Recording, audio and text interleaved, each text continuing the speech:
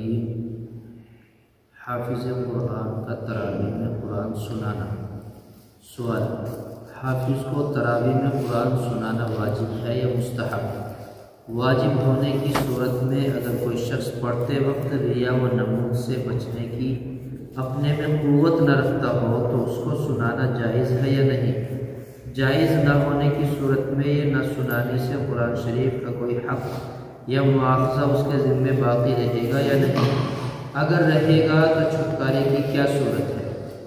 جواب: تراویح میں قرآن شریف سنانا اور سننا سنت اور مستحب ہے، اور خوف ریا، دکھلاوے کا خوف اور عجب کی وجہ سے چھوڑا نہ جائے، اور حتی الوسعت کوشش حصول اخلاص کی جائے، اور لوجہ اللہ، اللہ کی رضا کے لیے بلا معاوضہ سنایا جائے، یہ بڑے اجر و ثواب کا کام ہے اور اسی میں فضیلت ہے۔